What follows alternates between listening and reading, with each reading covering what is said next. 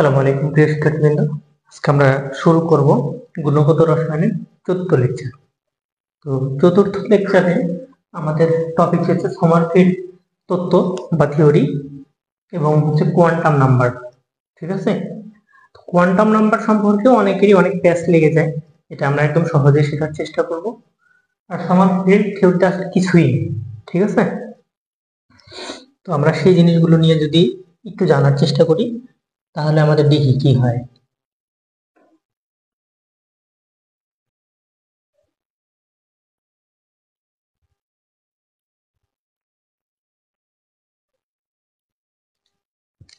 আচ্ছা, একটু ওয়েট করেন, আমি আসলে লাইভটা আপনাদের গ্রুপে দিয়ে দিই, এতে করে অনেকে ক্লাসটাতে অংশগ্রহণ করবে। হ্যাঁ,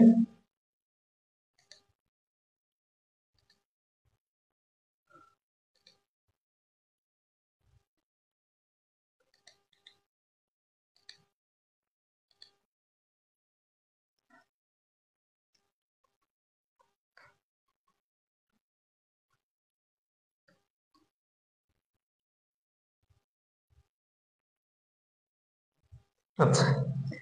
তো ক্লাসে আমরা যতটুকু শেখাবো ততটুকু যদি তুমি ভালো মতো শেখো বা ভালো মতো জানো, তোমার আশা করি আর এই টপিকস নিয়ে খুব বেশি পড়াশোনা করতে হবে না। পড়াশোনা আমরা যতটুকু করব ক্লাস ভিত্তিক, লেকচার ভিত্তিক, এবং সবটুকু পড়াশোনায় যেন আমাদের খুব সুন্দরভাবে হয়। খুব সুন্দরভাবে হয়। আচ্ছা, তো আমাদের আজকের ক্লাসে আমরা সমারফিল্ড তত্ত্ব নিয়ে কথা বলবো।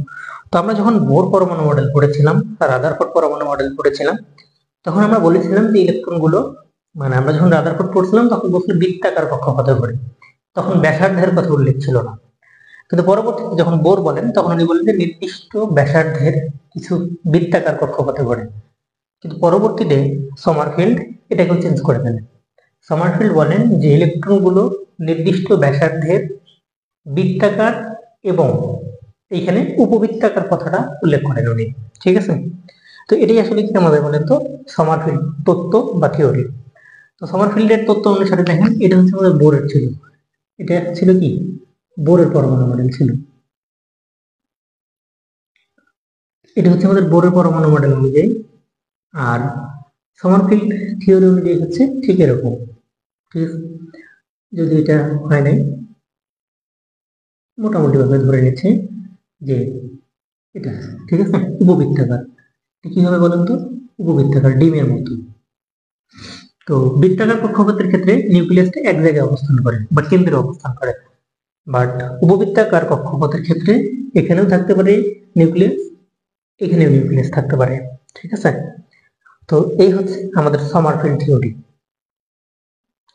তাহলে আমাদের সমারফিল্ড থিওরিতে বলতেছে যে বোর পরমাণু মডেলের ক্ষেত্রে নিউক্লিয়াসটা কেন্দ্রে অবস্থান করে, বাট সমারফিল্ড থিওরিতে যখন যেখানে ইলেকট্রন থাকে সে অনুযায়ী নিউক্লিয়াস কি করতে পারে, মুভ করতে পারে। ঠিক আছে, মূলত এটাই সমারফিল্ড থিওরি। তো আমরা মনে রাখবো এখানে তিনটা ইনফরমেশন। হ্যাঁ, এই তিনটা ইনফরমেশন মেডিকেল ভর্তি পরীক্ষার জন্য গুরুত্বপূর্ণ। আমি আপনাকে বলে দিই যে কোনটা কোনটার জন্য গুরুত্বপূর্ণ। হ্যাঁ, তো মেডিকেল অ্যাডমিশন টেস্টের জন্য গুরুত্বপূর্ণ মনে রাখবেন হচ্ছে রাদারফোর্ড পরমাণু মডেল। রাদারফোর্ড আমরা তো জানি, রাদারফোর্ড হচ্ছে কত 1911 সাল। বোর পরমাণু মডেল 1913 সাল। ঠিক তার 2 বছর পর সমারফিল্ড। সমারফিল্ড এখানে আমাদেরকে মাথায় রাখতে হবে 1915 সাল। 1900 কত সাল, 15 সাল। দেখেন আমি 3 মিনিট ক্লাসে যাই নাই, আপনাকে আমি তিনটা ইনফরমেশন শিখে দিচ্ছি। ঠিক আছে, তো এই ইনফরমেশন গুলো আপনার জন্য খুবই গুরুত্বপূর্ণ। তাহলে আমরা এখানে শিখলাম একটুকু। ঠিক আছে, আমরা নেক্সট যেটা শিখবো সেটাতে যদি আমরা যাওয়ার চেষ্টা করি। তো পরবর্তীতে আমরা কোয়ান্টাম নাম্বারে চলে যাবো সরাসরি। সমারফিল্ড থিওরি নিয়ে আমি বেশি কিছু বললাম না, সমারফিল্ড থিওরির অনেকগুলো ব্যাখ্যা বিভিন্ন অ্যাসপেক্ট থেকে দেওয়া সম্ভব। আচ্ছা, সম্ভাব্য কোনো কিছু নিয়ে রসায়ন না। হ্যাঁ, রসায়নে ব্যতিক্রম অনেক কিছুই আছে কিন্তু সম্ভাব্য কোনো কিছু নেই। খুবই কম জিনিস সম্ভাব্য আছে, কিন্তু সম্ভাব্য একটা জিনিস হচ্ছে কোয়ান্টাম নাম্বার বা কোয়ান্টাম সংখ্যা। তো এই সম্ভাব্য জিনিসটা নিয়ে আমাদের বিশাল আলোচনা করতে হবে। তো আমি এখন আপনাকে দেখাবো হচ্ছে কোয়ান্টাম নাম্বার বা কোয়ান্টাম সংখ্যা। তো আমরা সবাই জানি যে কোয়ান্টাম সংখ্যা মোট 4 প্রকার। কয় প্রকার বলুন তো? 4 প্রকার। এখন এই কোয়ান্টাম সংখ্যার কেন প্রয়োজন? এই যে ইলেকট্রন গুলো বৃত্তাকার, উপবৃত্তাকার, নির্দিষ্ট কক্ষপথের ব্যাসার্ধের যেভাবেই ঘুরুক না কেন, এরা আসলে একটা প্রসেস মেনটেন করে ঘোরে। ধরেন আমাকে যদি বা আপনাকে যদি কেউ জিজ্ঞেস করে যে আপনার বাসা কোথায়, বিদেশি কোনো একজন যদি আমাকে জিজ্ঞেস করে, তখন আমরা বলি যে আমরা বাংলাদেশে। ঠিক আছে না? এরপরে যদি কেউ জিজ্ঞেস করে যে বাংলাদেশের কোথায়, তখন আমি আমি ব্যক্তিগতভাবে বলবো যে রাজশাহীতে বা নীলফামারীতে। ঠিক আছে? তো এরপরে যদি আমাকে বলে যে রাজশাহীর কোথায়, তো আমি তখন বলবো রাজশাহীর উপশহরে।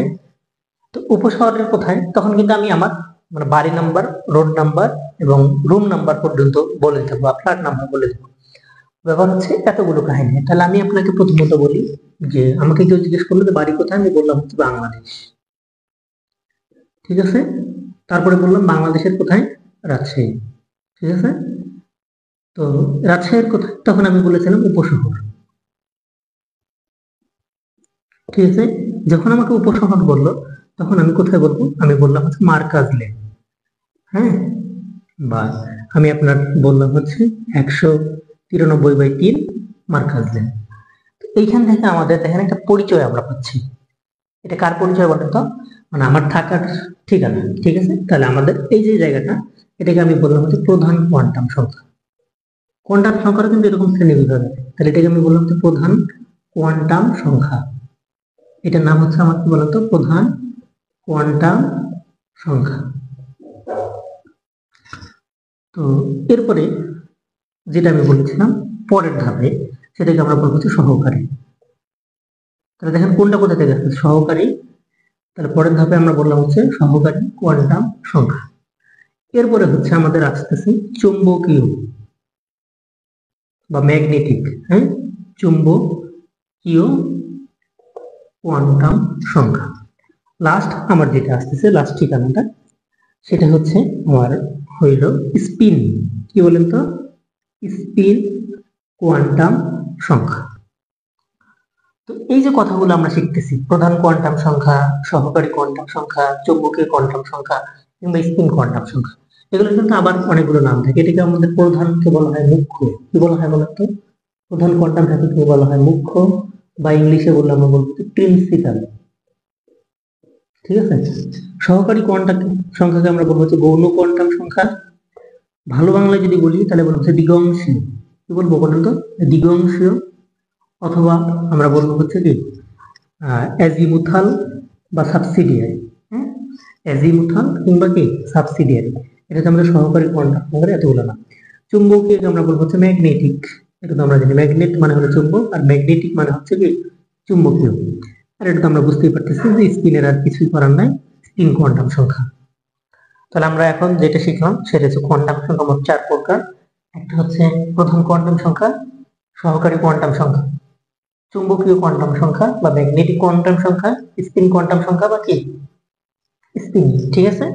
এই যে 2 নাম্বারটা, এটাকে বলা হয় অ্যাজিমুথাল অথবা সাবসিডিয়ারি। হ্যাঁ, তো এই যে আমাদের কোয়ান্টাম সংখ্যাগুলো যেগুলো আছে, সেগুলো সম্পর্কে আমরা ডিটেলস জানার চেষ্টা করি।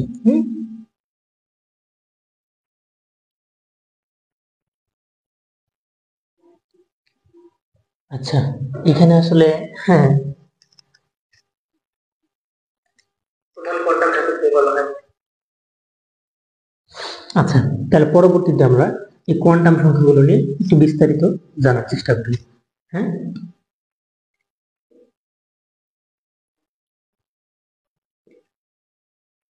চার, এটা হচ্ছে আমাদের স্পিন কোয়ান্টাম সংখ্যা। তো দেখেন, আমি যদি প্রধান কোয়ান্টাম সংখ্যার ক্ষেত্রে যাই, আমাদের প্রধান কোয়ান্টাম সংখ্যা কি বলেন তো? প্রধান কোয়ান্টাম সংখ্যা। তো প্রধান কোয়ান্টাম সংখ্যার ক্ষেত্রে আমরা ছোটবেলা থেকেই জানি যে ইলেকট্রন গুলো ঘুরছে, নিউক্লিয়াস গুলো। তাহলে এটা হচ্ছে আমাদের 1 নম্বরে। এরপরে হচ্ছে আমি 2 নাম্বার বললাম, এরপরে 3 নাম্বার একটা বললাম, লাস্ট হচ্ছে 4 নাম্বার কক্ষপথ বললাম। ঠিক আছে? তো এই যে এগুলোকে আমরা বলতেছি অরবিট। এগুলোকে আমরা কি বলি বলেন তো? অরবিট, বা বলি হচ্ছে শক্তি স্তর, বা আমরা বলি হচ্ছে কক্ষপথ। ঠিক আছে, তাহলে আমাদের কক্ষপথ বা কক্ষপথ, তাহলে প্রধান কোয়ান্টাম সংখ্যার ক্ষেত্রে দেখেন এটা হচ্ছে আমাদের এই যে প্রথমে যেটা আছে সেটা হচ্ছে আমাদের 1 নাম্বার শক্তি স্তর, এরপর হচ্ছে আমাদের 2 নাম্বার, এরপর এটা হলো 3 নাম্বার, আর লাস্টেরটা হচ্ছে আমাদের কি 4 নাম্বার শক্তি স্তর। তাহলে মোট যেহেতু আমাদের 4টা শক্তি স্তর আছে, এই 4টা শক্তি স্তরের ক্ষেত্রে প্রথমত খেয়াল করেন এটাকে আমরা ছোটবেলা থেকে পড়েছি কে শক্তি স্তর, এরপর এটাকে আমরা বলি হচ্ছে এল, এটাকে বলি হচ্ছে আমরা এম, লাস্টেরটাকে কি বলি বলুন তো, এন, নাকি? এভাবে যদি আমি আরো বাড়াই, এরকম আমরা 7টা বলি, K L M N O P Q, এই পর্যন্ত আমরা যেতে পারি। তো এই যে শক্তি স্তর গুলো আছে আমাদের, এই শক্তি স্তর গুলোর ক্ষেত্রে আমাদের সবচেয়ে গুরুত্বপূর্ণ যে জিনিসগুলো দেখেন, কে শক্তি স্তরে এন এর মান হলো 1, এল শক্তি স্তরে এন এর মান হচ্ছে 2, এম শক্তি স্তরে এন এর মান হচ্ছে 3, আর এন শক্তি স্তরে এন এর মান হচ্ছে কত 4। তাহলে এই মানটাকে আমরা এন দ্বারা প্রকাশ করি, কি দ্বারা প্রকাশ করি, এন দ্বারা। তাহলে এটা হচ্ছে আমাদের কি এন দ্বারা প্রকাশ করে।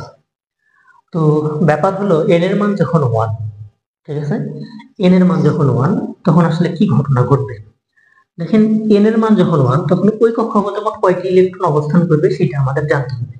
তো এই জন্য আমরা একটা সূত্র জানি যে 2n স্কয়ার বা ইলেকট্রনের সংখ্যা, যে আমরা যখন এন এর মানটা জানি বা শক্তি স্তরটা জানি, শক্তি স্তরে মোট কতটি ইলেকট্রন থাকে সেটা কিন্তু আমরা বের করতে পারি। ঠিক আছে, কিন্তু এখানেও কিছু প্রবলেম আছে, আমি এই প্রবলেমটাকে অ্যারাইজ করে দেখাবো। হ্যাঁ, আপনি হয়তো অনেক জায়গাতেই কোয়ান্টাম সংখ্যা বিভিন্ন অডিও ভিডিও ক্লাস দেখেছেন, বিভিন্ন বইও পড়েছেন, কিন্তু আপনার এখানে আপনি পরবর্তী ব্যতিক্রম জিনিসটা ধরতে পারেন না। একটু খেয়াল করেন তো, এন এর মান যখন আমাদের 1, প্রথম শক্তি স্তরের কথা বলতেছি যখন আমি, তখন মোট কয়টি ইলেকট্রন থাকবে, তাহলে 2 ইন্টু 1 এর উপর হচ্ছে স্কয়ার, তাহলে হচ্ছে 2 ইন্টু হচ্ছে 1 কত 2। তাহলে আমরা জানি কে শক্তি স্তরে তাহলে ইলেকট্রন ধরবে কয়টা বলেন তো, কে শক্তি স্তরে মোট ইলেকট্রন থাকবে কয়টা, 2টা। আচ্ছা, তারপরে এল শক্তি স্তরের জন্য, এটা হচ্ছে আমাদের কে শক্তি স্তরের জন্য, এল শক্তি স্তরের জন্য আমাদের কি হবে সেটা আমরা বের করবো এখন। তাহলে এখানে আমরা লিখবো হচ্ছে 2n স্কয়ার, তাহলে হচ্ছে 2 ইন্টু, এখানে দেখেন এল শক্তি স্তরের জন্য এন এর মান হচ্ছে 2, তাহলে 2 এর উপরে স্কয়ার, তার মানে হচ্ছে 2 ইন্টু হলো 4, তার মানে হচ্ছে কত 8। তাহলে এল শক্তি স্তরে মোট ইলেকট্রন থাকবে 8টি। এরপরে দেখেন আমাদের পরবর্তী যে শক্তি স্তরটা আছে কে এল এম শক্তি স্তরের জন্য এন এর মান হচ্ছে 3, তাহলে 2n স্কয়ার, তারপর 2 ইন্টু 3 এর উপর স্কয়ার, তারপর 2 ইন্টু হচ্ছে কত 9, দ্যাটস মিন কত 18। ঠিক আছে, কে এল এম এই হলো এন শক্তি স্তর, কি বলেন তো আমার এন শক্তি স্তর। তো এন এর জন্য হচ্ছে 2n স্কয়ার, তাহলে 2 ইন্টু 4 এর উপর স্কয়ার, তার মানে হচ্ছে 2 ইন্টু কত 30, সরি 16, তার মানে এখানে আসবে কত 32। কিন্তু কথা একটা, দেখেন এই সিস্টেম যদি আপনি ফলো করতে যান শুধুমাত্র এই 4 পর্যন্তই ওকে, কিন্তু তারপরে আপনি যদি ধরেন K L M N O P এবং হচ্ছে কিউ, তাহলে এইখানের ক্ষেত্রে আমাদের কি হয়, এইখানে এন এর মান হচ্ছে আমাদের কিন্তু কত, এখানে এন এর মান হলো 5, এখানে এন এর মান 6, এখানে এন এর মান কত 7, কিন্তু আমাদের এইখানে ইলেকট্রন 32 এর উপরে যাওয়ার কোনো সুযোগ নাই। ঠিক আছে, কেন নাই এই প্রশ্নের উত্তর আপনি আমার ইনবক্সে করতে পারেন। হ্যাঁ, তো ডিটেলস আমি বলতেছি না, এইটুকু বলে রাখলাম। দেখেন এগুলো কয়টা 32টার উপরে কি আর যাওয়ার সুযোগ নাই, তাহলে এই জায়গাটা কিন্তু ব্যতিক্রম, এই জায়গাটা কিন্তু আমাদের কি ব্যতিক্রম। টপিকস কোয়ান্টাম নাম্বার, হ্যাঁ, একজন এসে বলতেছ কোন টপিকস পড়াইতেছি, সেটা হচ্ছে কোয়ান্টাম সংখ্যা। আচ্ছা, তাহলে আমরা এখানে যে জিনিসটা পাইলাম সেটা দেখেন যে কে শক্তি স্তরে 2টা, এল শক্তি স্তরে 8টা, এম শক্তি স্তরে আমাদের 18টা, আর এন শক্তি স্তরে কত 32টা। কিন্তু পরবর্তী যে শক্তি স্তরগুলো আছে সবগুলোতেই কি 32টা করে ইলেকট্রন থাকে, অর্থাৎ মোট ইলেকট্রন 32টির বেশি থাকতে পারে না। তো এই জন্য এই জিনিসগুলো কিন্তু ভ্যালুয়েবল তখন হবে না, তখন আমাদের এই যে সূত্রটা আছে, তখন আমাদের এই যে সূত্রটা আছে দেখেন কোন সূত্রটা বলেন তো, এই যে 2n স্কয়ার সূত্রটা, তখন কিন্তু এটা অ্যাপ্লিকেবল না। এখানে যখন এর মান আপনি 6 বসান, 6 এর উপর 36, 36 গুণন কত 2, ঠিক আছে, তখন 72টা হয়ে যায়। তো সেই অনুসারে তো আমাদের ওইটা কাজ করবে না। ঠিক আছে, সেই অনুযায়ী আমাদের ওইটা কাজ করবে না। তো আমরা একটু নরমালি বোঝার চেষ্টা করি এই জায়গাটা। এখন আমরা যেটা শিখলাম সেটা হচ্ছে প্রধান কোয়ান্টাম সংখ্যা। তো প্রধান কোয়ান্টাম সংখ্যার ক্ষেত্রে আমাদের যেগুলো সেগুলো শক্তি স্তর বা অরবিট যদি আমাদের ধরেন আমাদের প্রধান কোয়ান্টাম সংখ্যা, প্রধান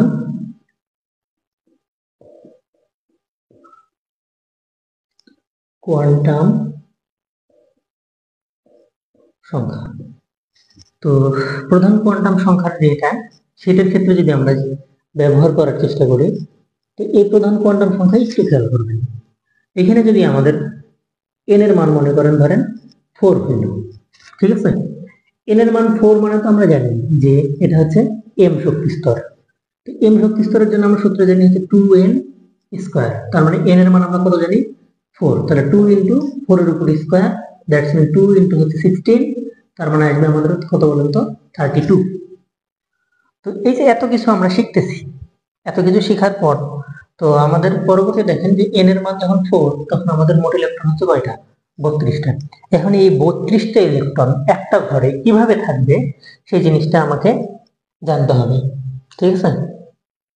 তাহলে এইখানে দেখেন যখন এন এর মান 4 তখন এল এর মান বা সহকারী কোয়ান্টাম সংখ্যা কার মান বলেন তো, এল এর মান তখন হবে এই এন থেকে 1 কম, তাহলে 1 কম মানে হচ্ছে কত 3, তাহলে এখানে আমরা লিখবো হচ্ছে কত এন থেকে 1 কম মানে 4 থেকে যদি 1 বাদ দেওয়া হয় তাহলে হবে 3 এবং সামনের সংখ্যাগুলো হবে তাহলে 3 2 1, এখানে কত বলেন তো 0, ঠিক আছে। তাহলে এটার সিস্টেমটা হচ্ছে মনে করেন 0 dot dot dot N minus 1 পর্যন্ত। তাহলে এটা আসায় এভাবে, তাহলে এখানে আমাদের কত হবে 0, এরপর হচ্ছে 1 2 3, আচ্ছা আর আসবে কারণ এন এর মান হচ্ছে 4, 4 থেকে একবার দিলে কত হবে 3। যখন আমাদের এল এর মান 0 থেকে এই পর্যন্ত আসবে, তো 0 আমরা যে অরবিটালটা চিন্তা করব সেটা হচ্ছে আমাদের এস অরবিটাল, 1 এর জন্য আমরা যে অরবিটালটা চিন্তা করব সেটা হচ্ছে পি অরবিটাল, 2 এর জন্য যে অরবিটালটা সেটা হচ্ছে আমাদের কি ডি, আর এফ এর জন্য আমাদের কি 3 এর জন্য হবে আমাদের কি এফ অরবিটাল। এবং এখানে শক্তি স্তরের ক্রম বা শক্তি স্তর, ঠিক আছে, এটা আমরা এখান থেকে নিতে পারবো শক্তি স্তরের কি বলেন তো ক্রম। এই যে দেখেন এটা হচ্ছে আমাদের প্রধান কোয়ান্টাম নাম্বার, আর এইখানে আমরা যেগুলো পাইলাম এগুলো হচ্ছে আমাদের সহকারী কোয়ান্টাম নাম্বার। তাহলে আমাদের প্রধান কোয়ান্টাম নাম্বার থেকে আমরা যেটা পাই সেটা হচ্ছে কি বলেন তো সহকারী কোয়ান্টাম নাম্বার বা সহকারী কোয়ান্টাম সংখ্যা। প্রধান কোয়ান্টাম সংখ্যা থেকে তাহলে আমরা কি পাবো সহকারী কোয়ান্টাম সংখ্যা, ঠিক আছে। এবং প্রধান কোয়ান্টাম সংখ্যা যেটা সেটা আসলে আমাদেরকে মূলত ধারণা দেয় কিসের বলতো শক্তি স্তরের কি দিবে ধারণা দেয়। প্রধান কোয়ান্টাম সংখ্যা আমাদেরকে শক্তি স্তরের কি দেয় ধারণা দেয়, ঠিক আছে। তাহলে প্রধান কোয়ান্টাম নাম্বার আমাদেরকে কি দেয় শক্তি স্তরের ধারণা দেয়, শক্তি স্তরের ধারণা দেয়। আচ্ছা, আর সহকারী কোয়ান্টাম নাম্বার যেটা সেটা হচ্ছে আমাদের দেখেন আমরা এখানে শক্তি স্তর গুলো পাইলাম, যেগুলো হচ্ছে আমাদের উপশক্তি স্তর, মানে এন এর পরেই তো এগুলো নাকি, তাহলে এগুলোর নাম হচ্ছে উপশক্তি স্তর। তাহলে আমরা মনে রাখবো সহকারী কোয়ান্টাম সংখ্যা উপশক্তি স্তরের ধারণা দেয়, কি দেয় উপশক্তি স্তরের কি করে ধারণা দেয়। তো এই উপশক্তি স্তর যেগুলো আছে, ঠিক আছে, তো এই উপশক্তি স্তরগুলো নিয়ে আমাদের পরবর্তী আলোচনা। দেখেন এইখানে আমাদের প্রথমত আমরা শক্তি স্তরের ধারণা পাইছি, তারপরে কি পেলাম উপশক্তি স্তরের ধারণা। তাহলে উপশক্তি স্তরের ক্রম যেটা হবে এস এ কম অরবিটাল ধরে, তাহলে এস এর সাথে শক্তি বেশি হচ্ছে পি এর, পি এর সাথে শক্তি বেশি হচ্ছে ডি এর, ডি এর সাথে কার্বন তো এফ এর শক্তি বেশি। তাহলে এই জন্য আমাদের এই ক্রমটা ঠিক এইভাবে এইভাবে মাথায় রাখতে হবে, ঠিক আছে। তাহলে কোন দিক থেকে কোন দিক যায় সেটা আমি আপনাকে দেখাই দিলাম। তাহলে এটা হচ্ছে আমাদের উপশক্তি স্তরের ধারণা।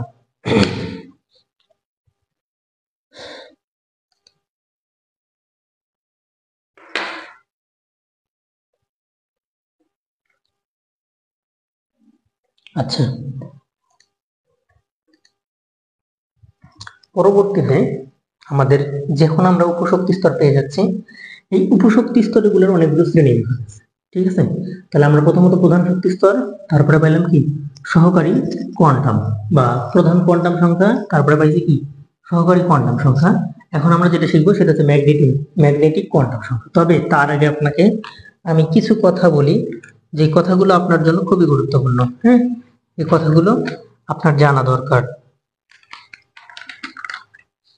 তো এই কথাগুলোর ক্ষেত্রে আপনি একটু বোঝার চেষ্টা করেন, একটু বোঝার চেষ্টা করেন। দেখেন, আপনার যখন এন এর মান হলো 1, ধরেন আমাদের এন এর মান হলো 1, ঠিক আছে না? তো এন এর মান যখন 1, তখন আমাদের এল এর মানটা আসলে কত? এন এর মান যখন 1, তখন এল এর মান হবে কত বলেন তো? n-1। কি হবে বলেন তো? 0 থেকে n-1। দেখেন 0, n- কি লিখবেন? 1।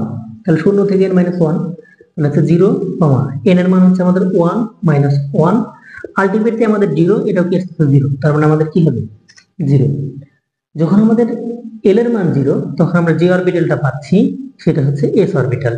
অনেকে আমাকে অরবিট এবং অরবিটালের মধ্যে পার্থক্য করতে বলে। মনে রাখবেন, অরবিট হচ্ছে আমাদের প্রধান শক্তি স্তর, আর অরবিটাল হচ্ছে আমাদের উপশক্তি স্তর। কথা ক্লিয়ার?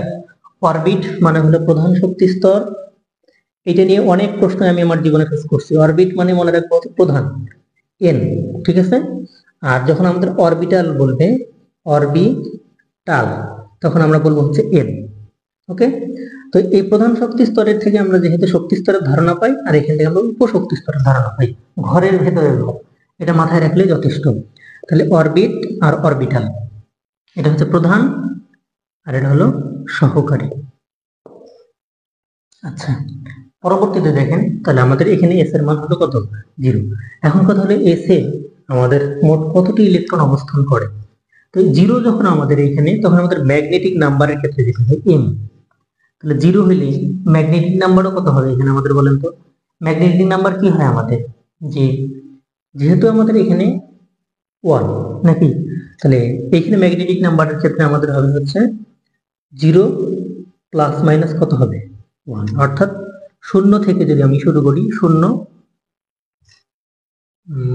সরি এই জায়গাটা না, এটা এখানে না, তাহলে আমরা এইখানে এই জিনিসটা পাচ্ছি। এখন কথা হলো যে এস অরবিটালে মোট কয়টি ইলেকট্রন ধারণ ক্ষমতা আছে? ইলেকট্রন ধারণ ক্ষমতা কত? তো এল এর মান হচ্ছে এখানে কত? 0, এবং আমরা পাচ্ছি হচ্ছে এস অরবিটাল। তো আমরা ছোটবেলায় একটা শক্তি স্তর বা উপশক্তি স্তরে ইলেকট্রনের সংখ্যা নির্ণয় করার জন্য সূত্র শিখছিলাম। উপশক্তি স্তরে ইলেকট্রন সংখ্যা, ইলেকট্রনের কি বলেন তো সংখ্যা। তো ইলেকট্রন সংখ্যা নির্ণয়ের জন্য আমরা শিখছিলাম 2 × 12 প্লাস কি শিখছিলাম 1, এই সূত্র। তো দেখেন এখানে 2 × এখানে এল এর মান কত বলেন তো? 0। তাহলে এখানে এল এর মান যেহেতু, তাহলে 2 × এল এর মান হলো 0 প্লাস 1, তাহলে 2 × 2 শূন্যকে 0 যোগ হলো 1, তারপর 2 × কত বলেন তো 1, তার মানে কত 2। তো এই জন্য এস এর মান হবে কত 2, অর্থাৎ এস এর মোট ইলেকট্রন ধরে কয়টি? দুটি। ঠিক আছে? তাহলে এস এর আমাদের মোট ইলেকট্রন ধরবে কয়টি? দুটি। আচ্ছা, নেক্সট আমরা যেটা দেখব সেটা একটু খেয়াল করেন। নেক্সট আমাদের যেটা কাজ, ধরেন আমাদের পি শক্তি স্তর। তো পি শক্তি স্তরের জন্য দেখেন এন এর মান যদি আপনি চিন্তা করেন, তাহলে আমাদের এন এর মান জন্য শুধুমাত্র এস অরবিটালই তৈরি হয়। যখন এন এর মান আমাদের 2 হয়, এন এর মান যখন 2 হয়, তখন আমাদের এল এর মান হবে 0, 1, তাই না? তাহলে দেখেন এখানে 0 আর হচ্ছে 2 - 1 মানে কত 1।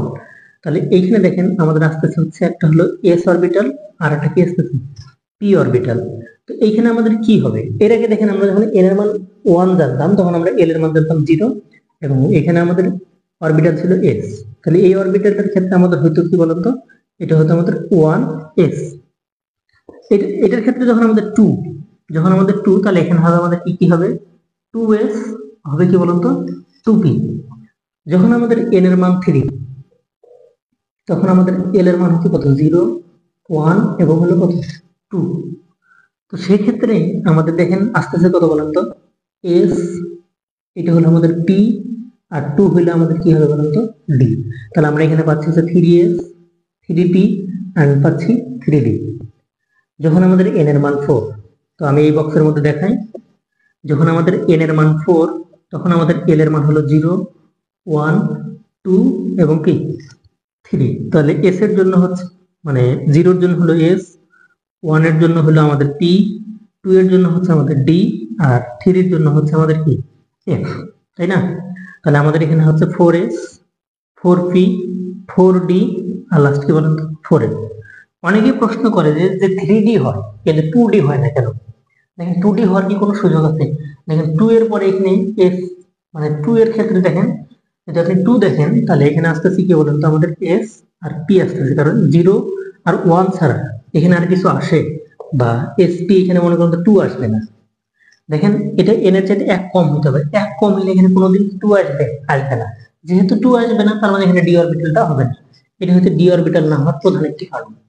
এখানে দেখেন আমাদের 3d, 3f হবে না, কারণ spd তারপরে f। দেখেন এখানে n এর মান হচ্ছে 3, এখানে কি কোনো ক্রমে আপনি 3 লিখতে পারবেন কখনো? কারণ এই মানটা হইতে হবে n এর চেয়ে 1 কম হতে হবে। তো 1 কম হলে এখানে আপনার 3 লেখার কোনো ওয়ে নাই। এই জন্য আমাদের এখানে হবে 3s, 3p, লাস্ট হবে কি বলতো 3d। এইখানে আমাদের 5f হওয়ার কোনো সুযোগ নেই, কারণ বা 4f হয়েছে, 5f হওয়ার সুযোগ নেই, কারণ এখানে দেখেন s p d f আর এক্সট্রা লেখার কোনো ইয়ে নেই, মানে g লেখা যায়, এরপর হচ্ছে f এর পরে g লেখা যায়, কিন্তু g হওয়ার সুযোগ নাই। এটা মনে হয় প্রথম শুনলেন জীবনে যে f এর পরে কি হবে, g হবে। হ্যাঁ, কারণ আমাদের 118টা ইলেকট্রন আবিষ্কার হয়েছে, এই 118টার জন্য এগুলোই যথেষ্ট, আর বেশি কিছু দরকার নেই। তো এরপরে আমাদের এই যে শিখলাম, তো এইখানে দেখেন আমাদের সহকারী কোয়ান্টাম সংখ্যার যে জায়গাটা সেটা শেখা শেষ। তাহলে আমরা এখন যেটা শিখবো সেটা হচ্ছে ম্যাগনেটিক কোয়ান্টাম সংখ্যা। তো ম্যাগনেটিক কোয়ান্টাম সংখ্যা দেখেন এটা হচ্ছে, আমি একটা সহজ উদাহরণ থেকে আপনাকে দেখাই। প্রধান কোয়ান্টাম সংখ্যা যখন আমাদের 4, তখন আমাদের সহকারী কোয়ান্টাম সংখ্যা হচ্ছে 0, 1, 2 এবং হলো কি বলতো 3। এইখানে আমাদের ম্যাগনেটিক সংখ্যাকে m দ্বারা প্রকাশ করা হয়, তাহলে m এর মানটা হবে কত? ঠিক আছে না?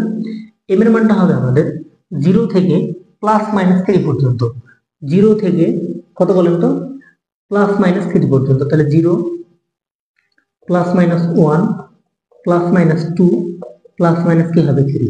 তার মানে এখানে আমাদের হচ্ছে 0, এদিকে আমি যদি 0 লিখি তাহলে দেখেন +1 দিকে আমি দিলাম, ওইদিকে প্লাস এদিকে মাইনাস, তাহলে হচ্ছে -1, এটা হচ্ছে -2, এটা হবে -3, আর এটা হচ্ছে কি +1 +2, আর এটা হচ্ছে আমাদের কি বলেন তো +3।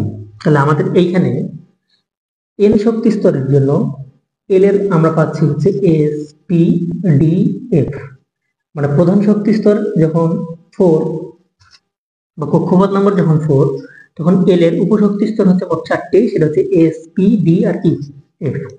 এখন উপশক্তি স্তরের ভেতরে আরো কিছু শক্তি স্তর আছে, তো সেটা হচ্ছে আমাদের ম্যাগনেটিক শক্তি স্তর। সেটা যদি আপনি চিন্তা করেন তো তখন আমাদের যেটা আসবে, তখন এটাকে আমরা বলবো হচ্ছে ধরেন, তো এটার জন্য আমাদের কি লিখতে পারবো, এটা যদি আমরা চিন্তা করি তাহলে এটা হচ্ছে আমরা পাইলাম, কিন্তু এইটার জন্য আমরা যদি কি লিখি, ঠিক আছে? তাহলে দেখেন এখানে 1 2 3 4 5 6 7টা, তাই না? তো জিরোর জন্য আমাদের ঘর হচ্ছে কয়টা বলেন তো, একটা, ঠিক আছে না? তো 0 কারণ s অরবিটালের জন্য, এটা কোন অরবিটালের জন্য, s অরবিটালের জন্য। তো s অরবিটালের জন্য যদি আপনি ঘর একটা চিন্তা করেন, আচ্ছা আপনাকে আমি আরো একটু ইজি ওয়ে দেখাই। s এর জন্য আমাদের ঘর হয় একটা, p এর জন্য আমাদের ঘর হবে এখানে কয়টা বলেন তো, 3টা, d এর জন্য এখানে আমাদের ঘর হবে কয়টা, 5টা। তো এগুলো তো আমরা জানি 1 2 3 4, এগুলো 5টা, ঠিক আছে? আর f এর জন্য আমরা ঘর হয় কয়টা বলেন তো, 1 2 3, 1 2 3 4 5 6 7টা। এটা হচ্ছে আমাদের s অরবিটালের জন্য, এটা হচ্ছে p অরবিটালের জন্য, এটা d অরবিটালের জন্য, আর এটা কি f অরবিটালের জন্য। তো সেই ক্ষেত্রে আমাদের এটাকে আমরা কি বলতে পারি? তো এই জায়গাটার ক্ষেত্রে ম্যাগনেটিক কোয়ান্টাম নাম্বারটা আমাদের যেভাবে আসে সেটা আপনাকে জানা লাগবে, ঠিক আছে? তো ম্যাগনেটিক কোয়ান্টাম নাম্বার যখন আপনি দেখবেন, যখন আমাদের s, l এর মান তখন 0, এবং তখন আমাদের ম্যাগনেটিক কোয়ান্টাম নাম্বার হলো 0। যখন আমাদের অরবিটালটা p, ঠিক আছে, তখন আমাদের l এর মান কিন্তু আসবে কত, 1, এবং ম্যাগনেটিক কোয়ান্টাম নাম্বারটা -1 0 এবং কি বলেন তো +1। নরমালি বোঝার চেষ্টা করেন, এইখানে দেখেন আমরা একটা একটা করে আসি, একটা একটা করে আসবো, ঠিক আছে? ধরেন আমি এখানে বললাম যে n এর মান আচ্ছা, এস এর মান যখন আমাদের 0, তো এন, তারপরে হচ্ছে আমাদের এল, এরপরে হচ্ছে আমাদের ম্যাগনেটিক নাম্বার আসবে। ঠিক আছে, এই যে এটা থেকে এটা আসে, এটা থেকে আসে কোনটা, এটা।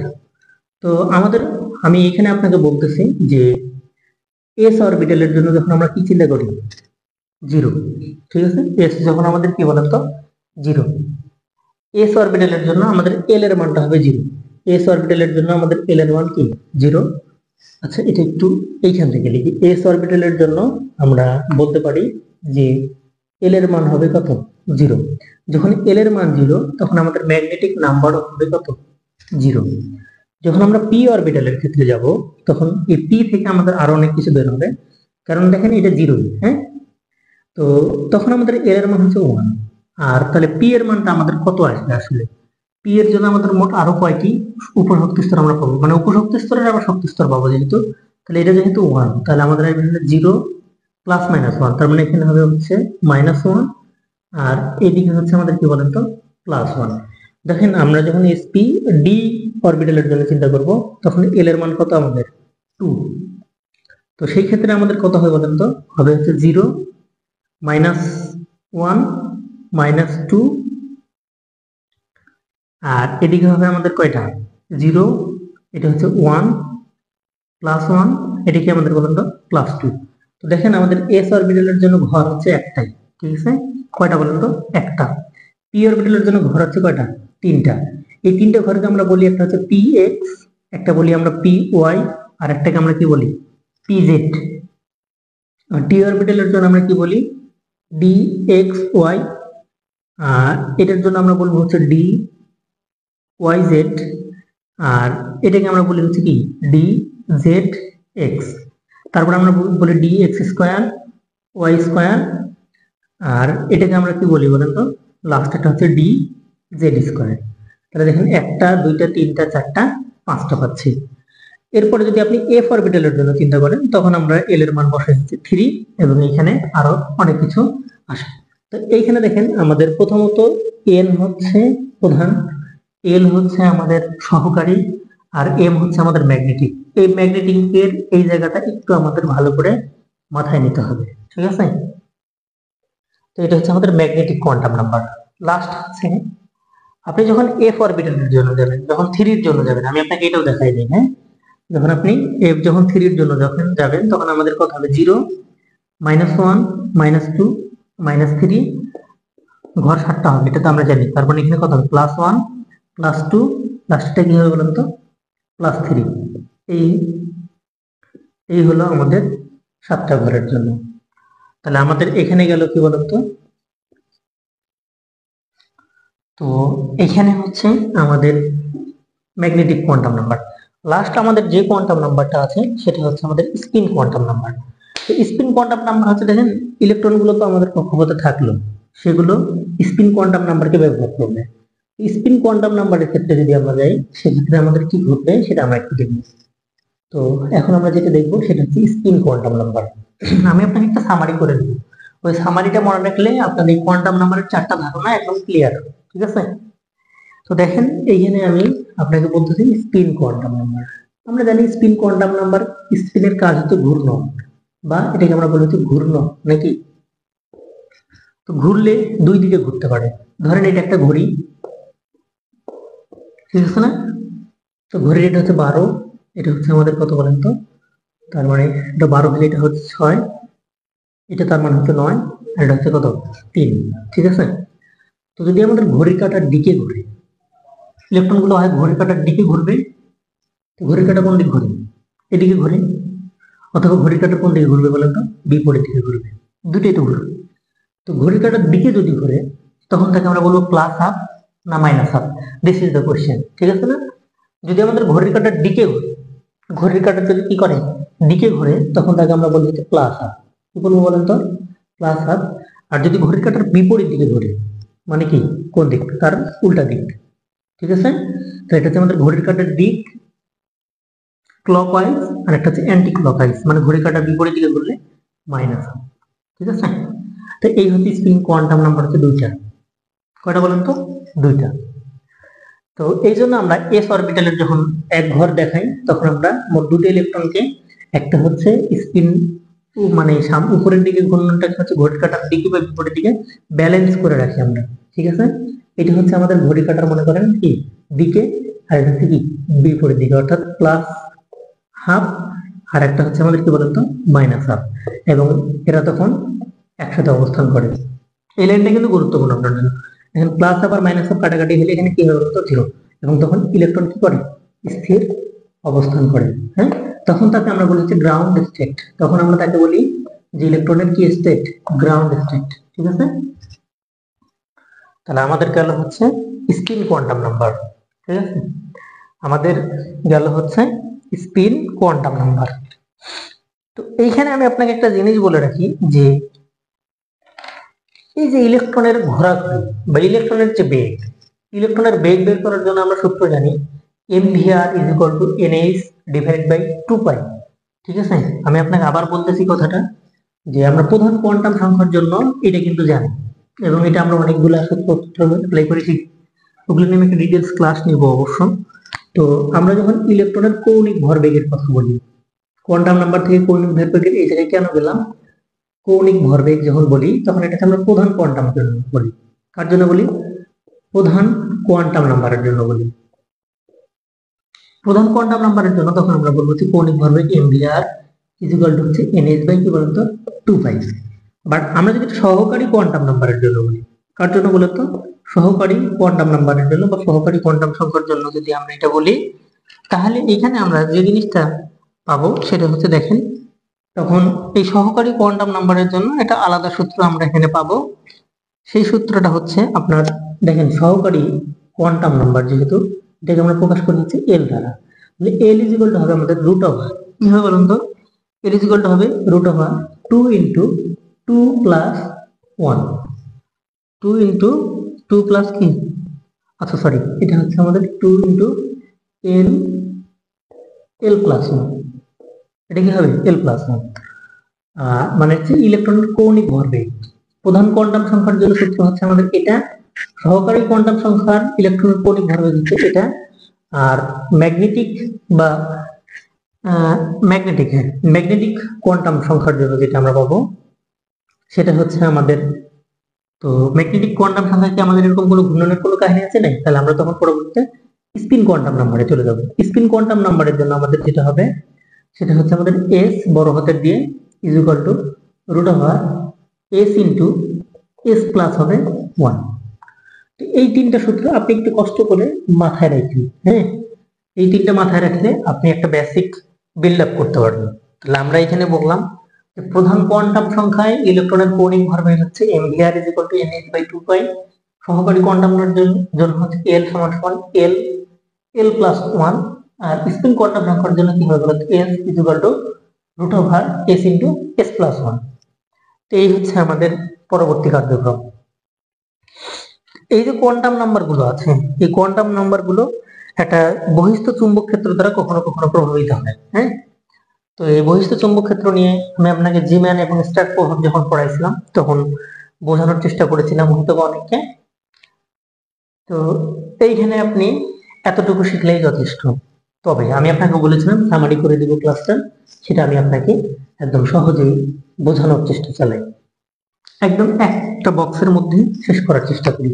যখন আমাদের এন এর মান হলো 2, প্রধান কোয়ান্টাম নাম্বার, ঠিক আছে, তখন আমাদের এল এর মান হচ্ছে কি বলুন তো 0, 1, তাই তো, কারণ এটা হচ্ছে এন যদি 2 হয় তাহলে একটা 1 কম মানে কত হবে, 2 থেকে 1 কম মানে 1, তখন আমরা এখানে পাই হচ্ছে এস একটা, আর এটা কি পাই বলুন তো পি পাই। তো এই এস আর পিটা কেমন, এই এস তো দেখেন 2s, প্রধান কোয়ান্টাম সংখ্যা বলবে 2, সহকারী হচ্ছে কি পি, তাহলে 2s 2p।